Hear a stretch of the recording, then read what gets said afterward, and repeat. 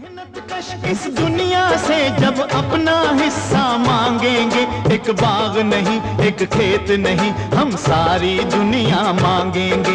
एक बाग नहीं एक खेत नहीं हम सारी दुनिया मांगेंगे। हम मेहनतकश इस दुनिया से जब अपना हिस्सा मांगेंगे, एक बाग नहीं एक खेत नहीं हम सारी दुनिया मांगेंगे। एक बाग नहीं एक खेत नहीं हम सारी दुनिया मांगेंगे। हम मेहनत कर 23 दिसंबर 2003 को जिस समय एनपीएस आया था उस समय संघर्ष क्यों नहीं हुआ, इसकी नैतिक जिम्मेदारी और भौतिक जिम्मेदारी अगर किसी की है तो इन दोनों संगठनों की है। क्या ऐसे संगठनों को वोट किया जाना चाहिए? क्या विचार का विषय। अभी तो कुछ छिपा छिपा था, 10 साल संघर्ष किया।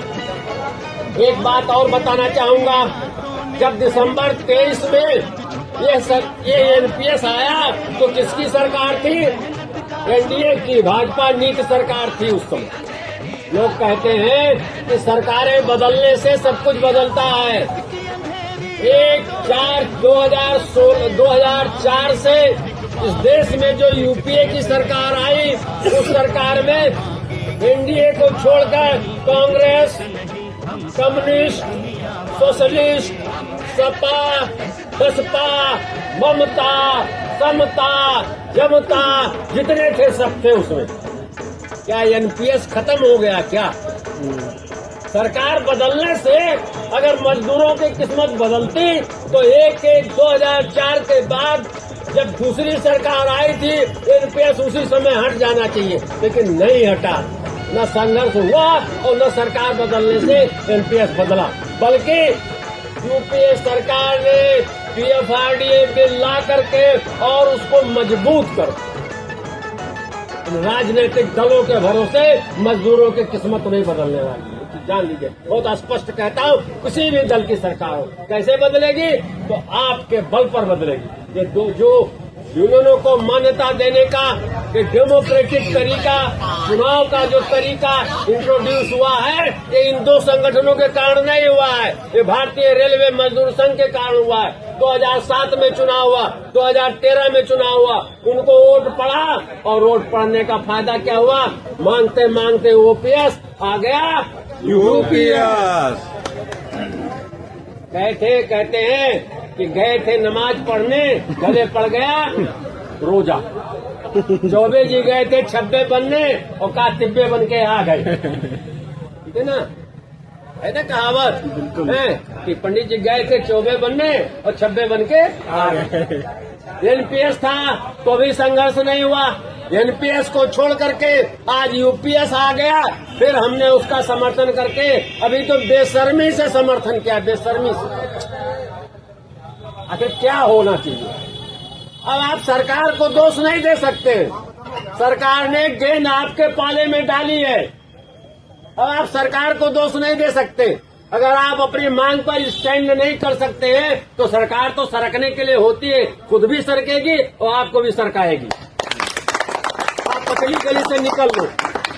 सरकार कोई भी सरकार हो एक ही तरीके से चलती है। और एक चीज समझ लीजिए, एनपीएस यूपीएस या नेशनल ही नहीं इंटरनेशनल षड्यंत्र है मजदूरों के खिलाफ।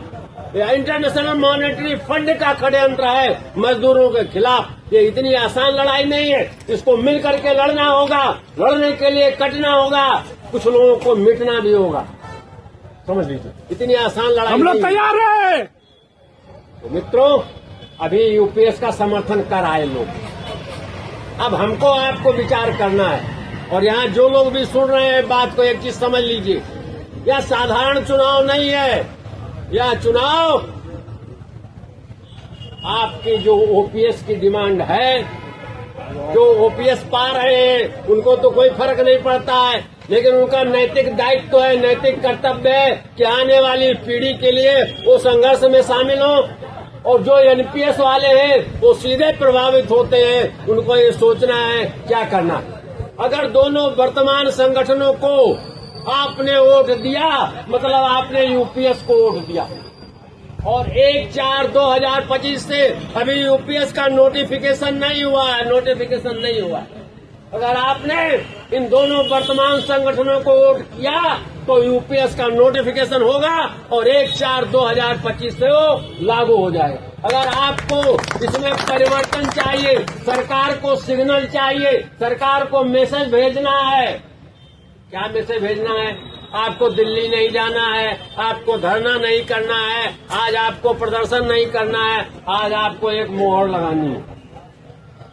अगर आपने ARF, NFIR, NRMU, URMU को मोहर लगाया मतलब MPS को मोहर लगाया, और आने वाली पीढ़ी के साथ जो अन्याय और अधर्म हो रहा है उसमें आप पाप के भागीदार होंगे। बहुत स्पष्ट कहना चाहता हूँ। अगर इसका विरोध करना है तो केवल एक ही तरीका है, किसी से लड़ाई नहीं करनी है, किसी से झगड़ा नहीं करना है, सरकार हाय हाय नहीं करनी है, यूनियन हाय मुर्दाबाद नहीं करनी है, कुछ नहीं।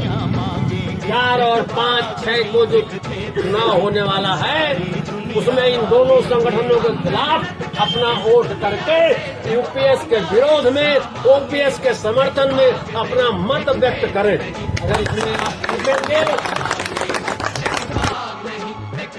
नहीं, हम सारी दुनिया